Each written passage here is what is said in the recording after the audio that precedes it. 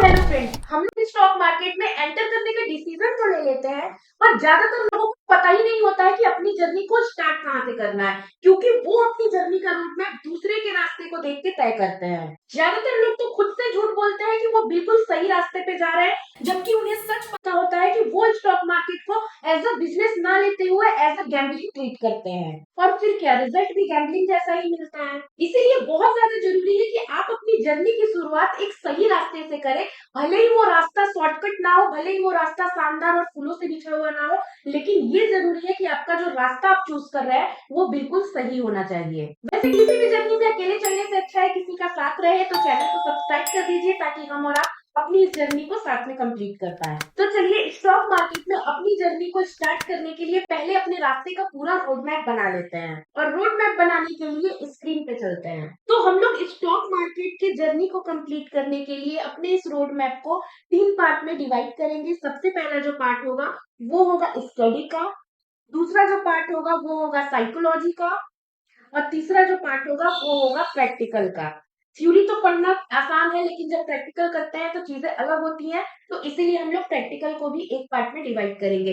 बाकी जो भी रोड मैप होगा वो इन तीनों सब पार्ट्स के अकॉर्डिंग ही होगा। थ्योरी, साइकोलॉजी, स्टडी है, थ्योरी, साइकोलॉजी या फिर प्रैक्टिकल, इन तीनों के आसपास ही हम लोग जो है एक एक कर अपना पॉइंट देखेंगे और रोड मैप तैयार करेंगे कि आपको जर्नी कैसे स्टार्ट करनी चाहिए। तो स्टडी में क्या क्या करना चाहिए ये जानते हैं। देखिए, सबसे पहले आपको स्टडी में जो है मार्केट के ट्रेंड्स को समझना होगा। और आप सबको पता है ट्रेंड्स कितने प्रकार के होते हैं। ट्रेंड्स जो है 3 टाइप्स के होते हैं। पहला क्या होता है, अपर ट्रेंड होता है, दूसरा क्या होता है, लोअर ट्रेंड होता है, और तीसरा क्या होता है, मार्केट साइडवेज ट्रेंड होता है। तो एक अपर ट्रेंड जिसको हम लोग बुलिश बोलते हैं, एक लोअर ट्रेंड जिसको हम लोग बेरिश बोलते हैं, और एक होता है साइडवेज। तो आपको पहले तो मार्केट की ट्रेंड को समझना आना चाहिए कि मार्केट का ट्रेंड क्या है। अगर आप ट्रेंड को समझेंगे तो आप ज्यादा प्रॉफिटेबल बन सकते हैं, इसीलिए कहा जाता है trend is your trend. Second चीज आपको जो स्टडी में देखनी है वो होती है टेक्निकल एनालिसिस। अब टेक्निकल एनालिसिस जो है वो बहुत छोटा टॉपिक नहीं है, इसमें कई सारी चीजें हैं, और ज्यादातर चीजें जो है टेक्निकल एनालिसिस के लिए ही होती हैं। आप स्टॉक मार्केट में ट्रेडिंग के लिए एंटर कर रहे हैं तो फिर टेक्निकल एनालिसिस आपके लिए सबसे ज्यादा जरूरी होने वाला है, क्योंकि जब भी हम स्टॉक मार्केट में एंटर करते हैं तो या तो ट्रेडिंग करते हैं या तो फिर इन्वेस्टिंग करते हैं। तो इन्वेस्टिंग के लिए तो ज्यादातर लोग नहीं आते हैं, ज्यादातर लोगों का फोकस ट्रेडिंग पे होता है, और अगर आपको ट्रेडिंग सीखना है तो ये टेक्निकल एनालिसिस आपको सीखना होगा। टेक्निकल एनालिसिस में आप क्या क्या सीख सकते हैं। सबसे पहले तो आपको कैंडल स्टिक को सीखना होता है कि कैंडल्स जो आप चार्ट देख रहे हैं वो कैंडल स्टिक कैसे काम करता है। कैंडल स्टिक सीखने के बाद आपको चार्ट पैटर्न सीखना होता है कि जो कैंडल्स बन रही हैं, वो जो चार्ट आपका बन रहा है उसमें कितने टाइप के पैटर्न्स होते हैं। उसके बाद आपको जानना होगा इंडिकेटर्स के बारे में कि इंडिकेटर्स कैसे काम करते हैं। फिर आप टेक्निकल एनालिसिस में प्राइस प्राइस एक्शन को भी सीख सकते हैं। तो इन सब चीजों को मिला के, इन सब कुछ चीजों को मिला के जो है आपका बनता है टेक्निकल एनालिसिस। जब हम आप इन सब चीजों को सीख लेंगे तो इन सब मिला के जो बनता है वो होता है चार्ट रीडिंग। और चार्ट रीडिंग कैसे करते हैं ये सब किसके अंडर में आता है, टेक्निकल एनालिसिस के। तो टेक्निकल एनालिसिस क्या है, कैसे वर्क करता है, इसके लिए हमने एक अलग वीडियो बना के रखा है, लिंक आपको आई बटन पे मिल जाएगा, वहां पे जाके जरूर देखिएगा। तो स्टडी में आपको बहुत ज्यादा नहीं, आपको बस ट्रेंड जानना है कि ट्रेंड किधर का है, और टेक्निकल एनालिसिस सीखना है जो कि मैंने आपको बताया। और मैं आप ये बात तो पूरा समझ लीजिए कि टेक्निकल एनालिसिस जो है स्टडी से ही नहीं बल्कि प्रैक्टिस से आएगा। जब आप कम से कम 3 साल का चार्ट स्टडी करेंगे तब जाके आप कहेंगे कि हाँ अब आपको टेक्निकल एनालिसिस थोड़ा थोड़ा समझ में आने लगा है। तो यहाँ तक तो आपका जो है शेयर मार्केट की जर्नी में स्टडी का पार्ट कम से कम कंप्लीट हो जाता है। इतना भी सीख लेते हैं, हालांकि और भी बहुत सारी चीजें हैं जो आप सीख सकते हैं स्टडी के लिए, लेकिन अगर आप इतना भी सीख सकते हैं तो इतना जो है आपकी जर्नी को स्टार्ट करने के लिए इनफ होता है। और हम लोग यहाँ यही जान रहे हैं कि शेयर मार्केट में अपनी जर्नी को स्टार्ट कैसे करना चाहिए, और स्टार्ट करने के लिए इतना आपका इनफ है। अगर आप कहेंगे कि मुझे इसके अलावा और क्या क्या चीजें हैं जो हम ट्रेडिंग के लिए सीख सकते हैं, तो देखिए सीखने के लिए आपका ओपन इंटरेस्ट हो गया, ऑप्शन ग्रिप्स हो गया, बहुत सारी चीजें हैं जिसको आप लोग डेटा एनालिसिस कहते हैं, कि डेटा को देख के आप एनालिसिस करते हैं कि मार्केट में क्या हो सकता है। एफआईआई और डीआईआई का डेटा भी होता है जिसको आप सीख सकते हैं कि कैसे रीड किया जाता है। तो बहुत सारी चीजें हैं जिसको आप और भी सीख सकते हैं, लेकिन जैसा मैंने कहा कि अगर आप टेक्निकल टेक्निकल एनालिसिस और ट्रेंड को पहचानना सीख जाएँगे, तो वो आपकी जर्नी को स्टार्ट करने के लिए इनफ होगा। इन शॉर्ट अगर एक लाइन में कहें तो आप ओवरऑल जो है मार्केट के नेचर को अगर आप समझ जाते हैं कि मार्केट का नेचर क्या है और कैसे काम करता है, तो यहाँ से जो है आपकी जर्नी स्टार्ट करने के लिए स्टडी जो है एक तरीके की कंप्लीट हो जाती है। अगर हम लोग नेक्स्ट रोड मैप की तरफ बढ़ते हैं जो कि है साइकोलॉजी, तो देखिए अगर आपको ट्रेडिंग से प्रॉफिट करना है, स्टॉक मार्केट से प्रॉफिट करना है, तो स्टडी जो है ना, स्टडी आपके लिए अगर 20% काम करेगा, स्टडी आपके लिए यहाँ पे 20% काम करेगा, तो 60% आपकी साइकोलॉजी आपके लिए वर्क करेगी। तो आपको अपनी साइकोलॉजी पे बहुत जो है स्मार्टली काम करना होगा और अपनी साइकोलॉजी को जो है डेवलप करना होगा ट्रेडिंग करने के लिए। अब आप अपनी साइकोलॉजी में क्या-क्या सुधार कर सकते हैं? सबसे पहला तो आपको साइकोलॉजी में खुद को प्रॉफिट से डिटैच करना होगा। अगर आप खुद को प्रॉफिट से डिटैच नहीं करेंगे, तो ये आपकी साइकोलॉजी के लिए, ट्रेडिंग साइकोलॉजी के लिए बहुत ज़्यादा प्रॉब्लम क्रिएट करता है। देखिए, जब भी आप प्रॉफिट से खुद को अटैच कर लेते हैं, मानिए प्रॉफिट के मोह में है, तो क्या होता है ना कि जैसे ही आपका प्रॉफिट होता है, आप रुक नहीं पाते हैं और साथ ही साथ अगर आपका लॉस होता है, तो आप काफ़ी देर तक रुकते हैं क्योंकि आप होप ट्रेडिंग करते हैं। आपको लगता है कि नहीं मार्केट तो एक बार तो हमारे मतलब हमारे फेवर में आएगी और फिर आप वेट करते हैं, लेकिन जैसे ही प्रॉफिट में आपका पोजीशन जाता है, तो आपको डर लगता है कि अरे ये जो प्रॉफिट आ रहा है वो कहीं चला ना जाए और फिर आप तुरंत एग्जिट कर लेते हैं। तो इसीलिए अगर आपको वाक़ई में जो है ट्रेडिंग से प्रॉफिट करना है, तो आपको प्रॉफिट से खुद को डिटैच करना होगा। आपको मतलब प्रॉफिट को देखना ही नहीं है। आप ये सोचिए कि ठीक है मेरा ये स्ट्रैटेजी है, मैं ऐसे-ऐसे काम करूँगा। एक मतलब खुद को ना एक मशीन की तरह ट्रीट कीजिए। प्रॉफिट देख के आपको खुशी और महसूस नहीं होना चाहिए और लॉस देख के आपको दुखी नहीं होना चाहिए। तो फिर कहीं जाके जो है, जब आपकी साइकोलॉजी इस पोजीशन पे आएगी, तो फिर जाके आपको कहीं आपकी जर्नी में काफ़ी ज़्यादा हेल्प मिलेगी। अब देखिए स्टार्टिंग में सबसे ज़्यादा प्रॉब्लम यही होती है कि लोग बहुत ज़्यादा कैलकुलेट कर लेते हैं। स्टार्टिंग में ज़्यादातर लोग शेयर मार्केट में ना दूसरों को प्रॉफिट करते हुए देख के ही आते हैं और उनके मन में पहले से एक कैलकुलेशन होता है कि अरे उसने तो इतना प्रॉफिट किया है, सिर्फ इतना लगा के उसको इतना प्रॉफिट हो गया, तो मैं भी बस मार्केट में जाते ही प्रॉफिट करने लगूँगा। और खुद को जो प्रॉफिट को देख के आप जब मार्केट में आते हैं, अपनी जर्नी को स्टार्ट करते हैं, तो माइंड में बैक ऑफ द माइंड खाली प्रॉफिट, प्रॉफिट, प्रॉफिट ही चलता रहता है। उस वजह से काफ़ी ज़्यादा दिक्कत होती है। तो इसीलिए जब आप जर्नी स्टार्ट कर रहे हैं, तो तब आप ये सोचिए कि अभी तो मैं सीखने आया हूँ, मुझे प्रॉफिट लॉस से कुछ मतलब नहीं है, मुझे क्या करना है, मुझे बस सीखना है। इस तरीके से जब आप खुद को स्टार्टिंग में ही प्रॉफिट से डिटैच कर लेंगे और फिर अपनी जर्नी की शुरुआत करेंगे, तो आप देखिएगा काफ़ी अच्छा रिजल्ट आपको देखने को मिलेगा। तो वो भी पहले पॉइंट से काफ़ी ज़्यादा मिलता-जुलता है, आपको कभी भी प्रॉफिट का कैलकुलेशन नहीं करना है। अगर आपने प्रॉफिट का कैलकुलेशन किया, वहीं से जो है आपकी ट्रेडिंग साइकोलॉजी खराब होना स्टार्ट हो जाती है और फिर जो है आप लॉस करते हैं। क्यों? हम क्या करते हैं ना, पहले ही बहुत ज़्यादा प्रॉफिट का कैलकुलेशन कर लेते हैं। जैसे कि हमने सोची है कि हमारे पास 1 लाख रुपए है, चलो 1 लाख रुपए से मैं 1 दिन में कम से कम अगर 5-10% भी निकाल रहा हूँ, मतलब 1 लाख रुपए लगा के 10% का भी जो है 10,000 रुपए मुझे मिल जाएगा। अच्छा चलो कोई नहीं, लॉस भी तो होगा, अगर मैं इसका आधा भी करता हूँ, तो 5,000 रुपए मिल जाएगा और कितने होते हैं, 1 महीने में लगभग 19 या 20 ट्रेडिंग सेशंस होते हैं। तो अगर 20 ट्रेडिंग सेशंस है, तो मुझे जो है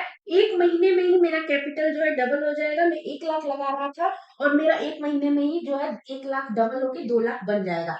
इस तरीके की जब आप कैलकुलेशन करते हैं और बिल्कुल कैलकुलेशन में घुस जाते हैं, तो आप खुद को जो है अपनी साइकोलॉजी को ट्रेडिंग के जो है रियल वर्ल्ड से कहीं न कहीं डिटैच कर लेते हैं और आप समझ ही नहीं पाते हैं कि ट्रेडिंग का कैलकुलेशन एक्चुअल में वर्क कैसे करता है। बहुत ज़्यादा ज़रूरी है कि इस तरीके के कैलकुलेशन से आप बचें। अगर आपने भी कभी ये सारी गलतियाँ की हैं, ऐसे कैलकुलेट किया है, तो मुझे कमेंट करके ज़रूर बताइएगा। वैसे अगर आपको एफएनओ करके मंथली 1 लाख रुपए कमाना है, तो कितने कैपिटल रिक्वायरमेंट आपको होगी, इसके लिए भी मैंने एक अलग वीडियो बना के रखा है। उसका भी लिंक आपको आई बटन पे मिल जाएगा, तो वहाँ जाके आप ज़रूर देखिएगा। दूसरा पॉइंट है डिसिप्लिन। देखिए बिना डिसिप्लिन के ना ट्रेडिंग करना शेर के मुँह में हाथ डालने जैसी बात है। अगर आप डिसिप्लिन नहीं रहेंगे और अपनी मन मर्जी से जब जो मन में आएगा वो करेंगे, तब तक आप बिल्कुल भी प्रॉफिटेबल नहीं बनने वाले हैं। ये आप लिख के ले लीजिए।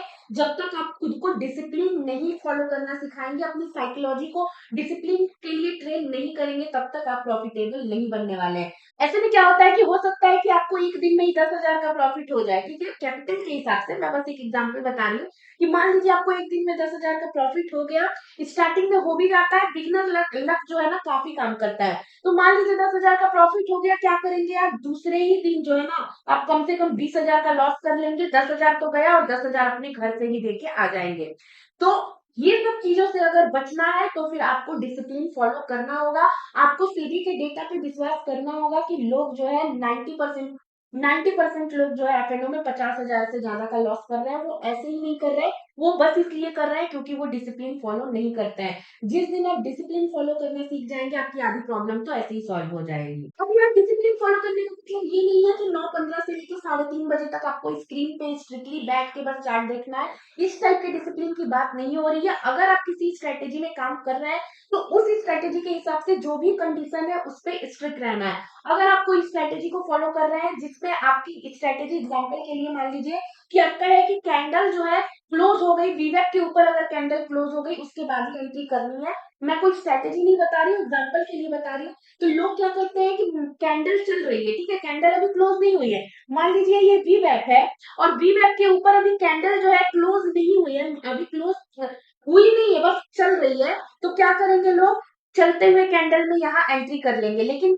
देखेंगे कि क्या होगा, कैंडल यहाँ ऊपर चल रही थी लेकिन वे एक बड़ा सा बिग बना के जो है कैंडल ऐसे रेड कैंडल बना देगी। तो आपने तो यहाँ एंट्री कर ली ये सोच के कि चलो अगर मार्केट इसके ऊपर चली जाएगी तो मेरा इतने का लॉस होगा, ये सोच के आपने आपने यहाँ एंट्री कर दी। जबकि आपका कंडीशन क्या था कि कैंडल वी वेब के ऊपर क्लोज होनी चाहिए, लेकिन क्लोज नहीं हुई। आपने चलते मार्केट में एंट्री कर ली, कैंडल के क्लोज होने का वेट नहीं किया। तो फिर ऐसे अगर आप डिसिप्लिन ब्रेक करेंगे तो फिर लॉस तो होना तय है। अब क्या होगा, इस केस में आपका स्टॉप लॉस हिट होगा। और नए लोग तो ज्यादातर पक्की बात है कि स्टॉप लॉस लगाते ही नहीं है। तो फिर क्या होगा, वो होप ट्रेडिंग करेंगे, सोचेंगे कि अभी तो गया था ना ऊपर, तो हो सकता है कि नेक्स्ट कैंडल में चला जाए, हो सकता है कि नेक्स्ट कैंडल में चला जाए। ऐसे करके वेट करते रहेंगे और मार्केट नीचे आती रहेगी। तो बहुत ज्यादा हाई चांसेस है कि आपका कैपिटल भी जीरो हो जाएगा। तो या तो आपका स्टॉप लॉस गया या तो आपका कैपिटल जीरो हुआ। तो ये सब जो चीजें स्टार्टिंग में हम करते हैं, यही हमारा एक रीजन है कि 10 में से 9 लोग जो है लॉस में रहते हैं। अगर स्टार्टिंग की जर्नी में ही जो है हम अपने आप को वैसे ट्रेन कर ले तो ये प्रॉब्लम से हम लोग बच सकते हैं। तो डिसिप्लिन फॉलो करना काफी ज्यादा जरूरी है। नेक्स्ट पॉइंट की तरफ हम लोग बढ़ते हैं। अब देखिए बहुत ज्यादा जरूरी है कि आप एक स्ट्रेटेजी पे जो है टिके रहें। तो क्या होता है कि जब हम स्टार्टिंग में ट्रेडिंग स्टार्ट करते हैं, बार बार अपनी स्ट्रेटेजी को स्विच करते हैं। पहले ये स्ट्रेटेजी लिया, फिर वो हमें लगा कि एक बार एक दो बार हमारा अगर स्टॉप लॉस हिट हो गया ना, तो फिर हम ऐसी स्ट्रेटेजी ढूंढने लगते हैं जिसमें स्टॉप लॉस हिट ही ना हो। फिर उसमें हिट हुआ, फिर हम दूसरी स्ट्रेटेजी में मूव कर गए। फिर क्या हुआ, कभी हम ऑप्शन बाइंग कर रहे हैं, कभी हम ऑप्शन सेलिंग कर रहे हैं, कभी फ्यूचर ट्रेडिंग कर रहे हैं, कभी एफएनओ में लॉस हो गया तो स्टॉक ट्रेडिंग में मूव कर लिए। बार बार आप जो जब टाइप जो है चेंज करते रहते हैं और ट्रेडिंग की स्ट्रेटेजीज को चेंज करते रहते हैं। मान लीजिए आप ऑप्शन बाइंग ही कर रहे हैं, लेकिन कभी आप जो है वीवेब पे जो है स्ट्रेटेजी बना रहे हैं, कभी मूविंग एवरेज पे बना रहे हैं, कभी भूल के फिर आप जो है चेंज करके आरएसआई पे चले गए, कभी आपने किसी की कोई स्ट्रेटेजी ले ली, फिर आपने किसी की कुछ स्ट्रेटेजी ले ली। बार बार जब आप स्ट्रेटेजी को चेंज करते हैं ना, दिक्कत आती है। दिक्कत क्या आती है कि आपकी जो साइकोलॉजी है वो खुद को स्टेबल महसूस नहीं करती है, और आप जो है बार बार स्ट्रेटेजी चेंज करते हैं और आप खुद को जो है कॉन्फिडेंट फील नहीं करा पाते हैं। इसीलिए क्या होता है कि आप लॉस में चले जाते हैं। अगर आपको इस लॉस से बचना है तो फिर आप एक स्ट्रेटेजी पे स्ट्रिक हो जाइए, कोई भी एक स्ट्रेटेजी चुनिए, किसी की भी स्ट्रेटेजी। देखिए कोई भी जो है ना स्ट्रेटेजी को खुद से नहीं बनाता है, मार्केट में जो है वो पहले से चीजें रहती है, बस कोई एक स्ट्रेटेजी को पिक करता है और उसी पे प्रैक्टिस करता है, सालों साल प्रैक्टिस करता है। हो सकता है कि आपकी स्ट्रेटेजी आज आपको लॉस दे रही हो, लेकिन कल वही स्ट्रेटेजी जो है आपको प्रॉफिट देगी। स्टार्टिंग में कई बार मेरे साथ हुआ है, मैंने भी स्ट्रेटेजी चेंज की है, सबके साथ होता है। तो क्या हुआ, मान लीजिए मैंने आज कोई स्ट्रेटेजी ली और आज ऐसा दिन था कि वो स्ट्रेटेजी से मुझे लॉस हुआ या फिर जितना प्रॉफिट होना चाहिए था उतना नहीं हुआ। फिर मैंने क्या किया, दूसरे दिन दूसरी स्ट्रेटेजी को चुना।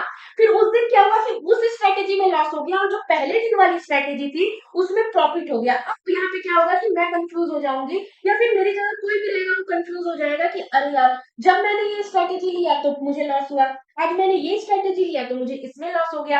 इससे अच्छा तो मैं पहले वाली स्ट्रेटेजी पे टिकी रहती। तो ये चीजें मल्टीपल टाइम्स अगर हो गई ना तो पूरी साइकोलॉजी को आपके खराब कर देती है। तो आपको अगर इससे बचना है तो आपको जो है एक स्ट्रेटेजी पे स्टिक रहना होगा और उस स्ट्रेटेजी पे ही प्रैक्टिस करनी होगी। भले ही उस दिन आपके लॉस हो जाए, आप सोचिए कि ठीक है हुआ ना लॉस, कोई बात नहीं, मेरी गलती थोड़ी ना है।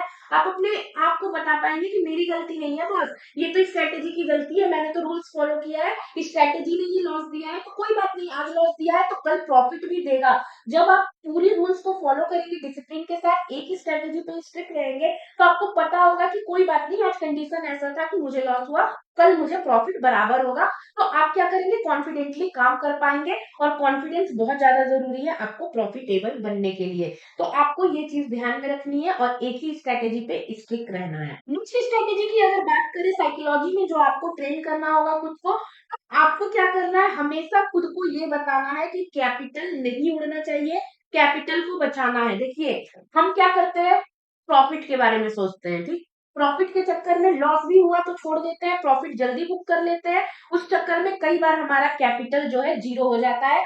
तो हमें ये ना करके, हमें अपने साइकोलॉजी को कुछ इस तरीके से ट्रेन करना है कि हमें खुद को बताना है कि हमारा जो मोटिव है वो कैपिटल बचाना है, ना कि प्रॉफिट करना। हमेशा खुद को ये बताइए कि आपका पहला दायित्व क्या है, कैपिटल को बचाना। अगर आपका कैपिटल बचा रहेगा, भले ही आप प्रॉफिट ना करें, लेकिन अगर आपका कैपिटल बचा रहेगा, आप ब्रेक इवन पे भी रहेंगे, तभी जो है आप आगे जाके अच्छे ट्रेडर बन सकते हैं, प्रॉफिटेबल बन सकते हैं। अपनी जर्नी की स्टार्टिंग में ही ये श्योर कर दीजिए खुद को कि आपको कैपिटल बचाना ही आपका पहला दायित्व है। तो जब खुद की साइकोलॉजी को आप ऐसे ट्रेन करेंगे ना, तो आप आगे जाके श्योरली प्रॉफिटेबल बनेंगे। हालांकि साइकोलॉजी इतनी सारी चीजों से कंप्लीट नहीं होती है, बहुत सारी चीजें होती हैं, लेकिन ट्रेडिंग की स्टार्टिंग में ये कुछ इंपॉर्टेंट पॉइंट्स है साइकोलॉजी से रिलेटेड, जो आपको समझना ही, जो कि आपको फॉलो करना ही चाहिए। अगर आप ट्रेडिंग के स्टार्टिंग डेज में, स्टार्टिंग के जर्नी में खुद को इस तरीके से ट्रेन कर लेंगे, तो आगे जाके चीजें आपके लिए काफी ज्यादा इजी हो जाएंगी।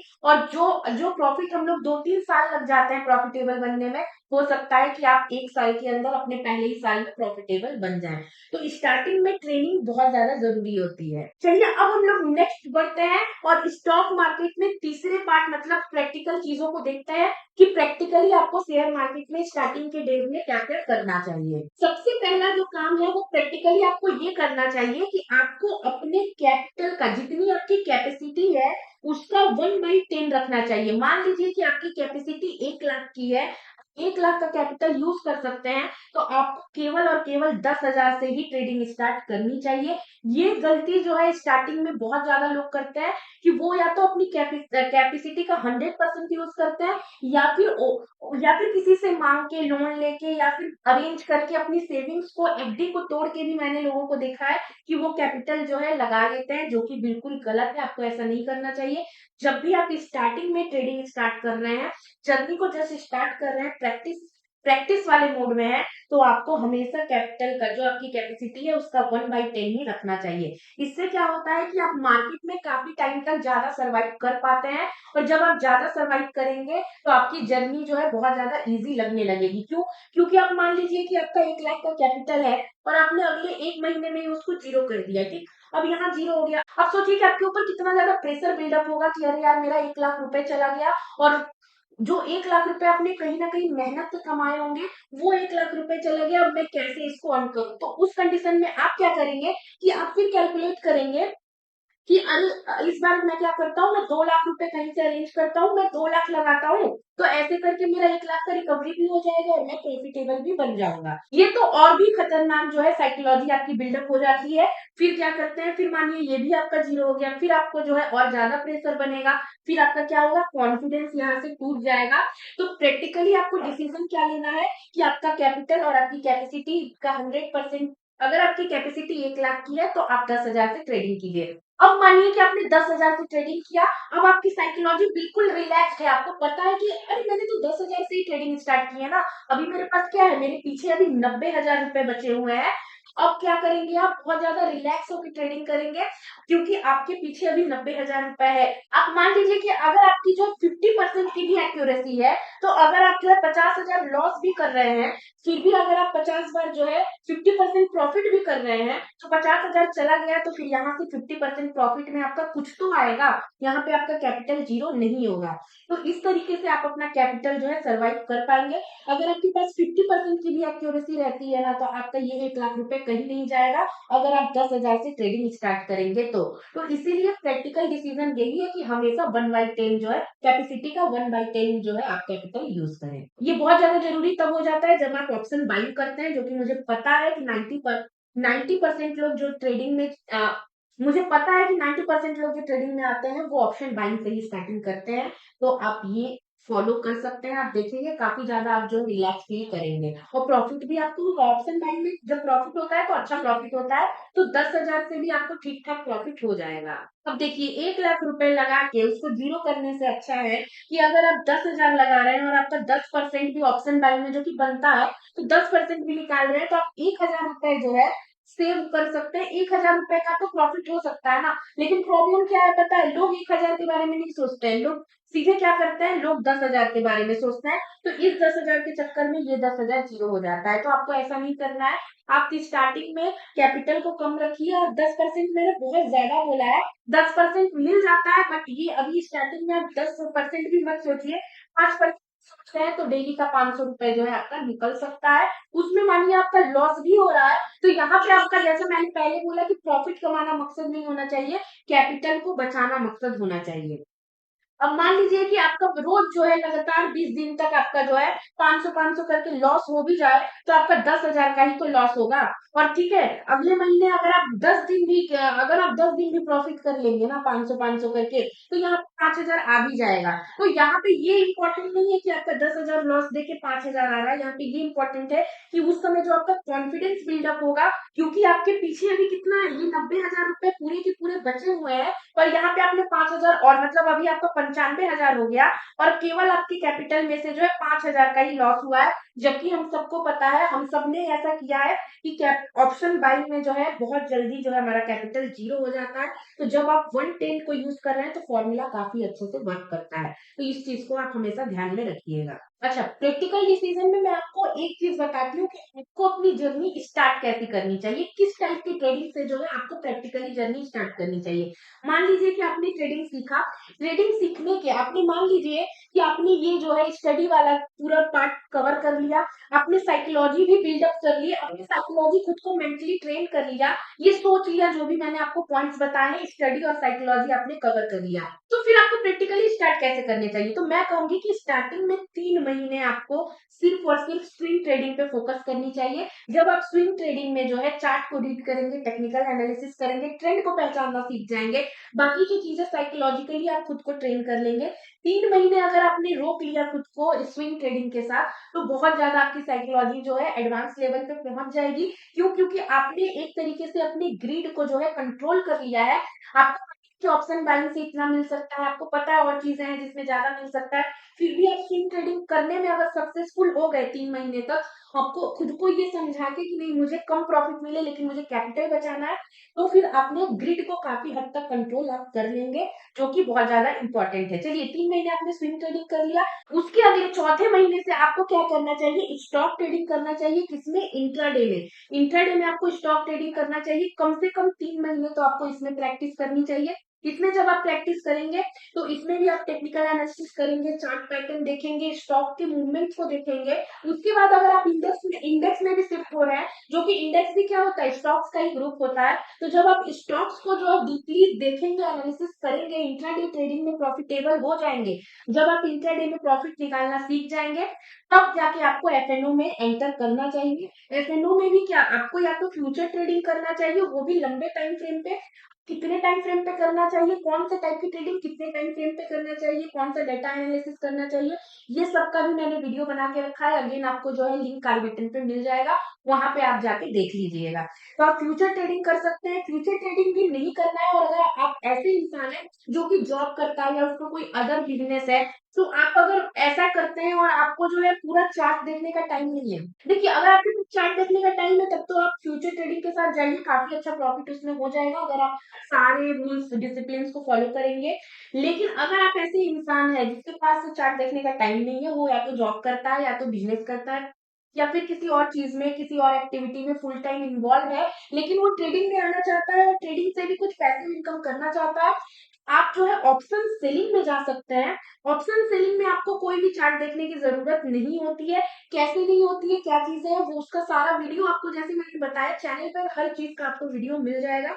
तो यहाँ पे जो है ऑप्शन सेलिंग आप कर सकते हैं। ऑप्शन सेलिंग में आपको बहुत ज़्यादा टाइम देने की ज़रूरत नहीं होती है। हाँ, लेकिन यहाँ आपको कैपिटल ज़्यादा देना होगा।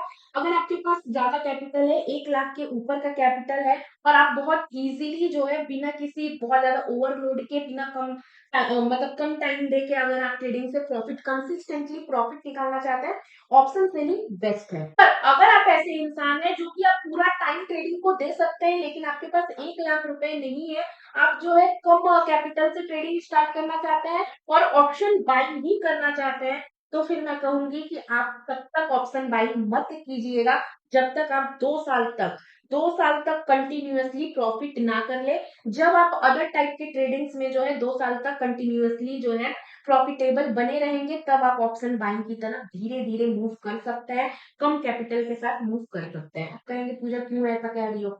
देखिए सिंपल सी बात है कि आजकल के बच्चे ना 18 साल से पहले ही कार और बाइक चलाना सीख जाते हैं, लेकिन इसका मतलब ये नहीं है कि आप उनको 18 साल से पहले ही छोटे-छोटे बच्चों को कार और बाइक हाथ में थमा दें। उनकी एक एज बनाई गई है, उस एज के बाद ही वो ड्राइविंग कर सकते हैं, राइडिंग कर सकते हैं। इसी में आपके बच्चे की जो है भलाई होती है और यही सही है। वैसे ही अगर आपको ऑप्शन बाइंग में जाना है, तो ऑप्शन बाइंग में कम से कम आप 2 साल तक प्रॉफिटेबल रहिए। खुद को उस स्टेज पे देखिए कि हाँ, अब मैं रेडी हूँ कि मैं ऑप्शन बाइंग जैसे रिस्की प्रोडक्ट में भी काम करके प्रॉफिट निकाल सकती हूँ या निकाल सकता हूँ, तब जाके जो है आप ऑप्शन बाइंग में जाइएगा। याद रखिएगा 2 साल तक कंटिन्यूअसली अगर आप ट्रेडिंग से प्रॉफिट निकालने में सक्सेस हो जाते हैं, जो कि मुझे लगता है कि आप फ्यूचर में ऑप्शंस में आराम से निकाल लेंगे, तो फिर आप आराम से ऑप्शन बाइंग में धीरे-धीरे मूव कीजिएगा। क्यों? क्योंकि अगर आप 2 साल तक प्रॉफिटेबल रहते हैं ना, तो आपने कुछ कैपिटल तो ट्रेडिंग से कमा लिया है, आपके पास कैपिटल ट्रेडिंग का बन चुका है, तो उसके बाद अगर आप लगाएँगे और आपको पता है कि ऑप्शन बाइंग में स्टार्टिंग में लॉस होता ही है, तो लॉस भी होगा तो आपको कॉन्फिडेंट रहेगा कि हाँ, दूसरी टाइप की ट्रेडिंग से मैं कवर कर लूँगा। इस तरीके से आप बैलेंस आउट करके जो है ऑप्शन बाइंग में जा सकते हैं, क्योंकि ऑप्शन बाइंग एक बहुत ज़्यादा हाई रिस्की प्रोडक्ट है, जिसमें आपका कैपिटल भी ज़ीरो हो जाता है। तो इन सब चीज़ों को अगर आप स्टार्टिंग से ही जो है टैकल कर लेंगे, स्टार्टिंग से ही खुद को इन सब चीज़ों में ट्रेन कर लेंगे, तो आपकी जर्नी काफ़ी ज़्यादा स्मूथ हो जाएगी। तो आई होप अब आपका रोड मैप बिल्कुल क्लियर हो गया होगा कि आपको शेयर मार्केट में काम करने के लिए खुद को स्टार्टिंग में किस तरीके से ट्रेन करना चाहिए। वीडियो अगर आपको अच्छी लगी हो तो लाइक, शेयर, सब्सक्राइब ज़रूर कीजिएगा। फिर मिलेंगे एक नए इन्फॉर्मेटिव वीडियो में। तब तक के लिए bye bye and take care.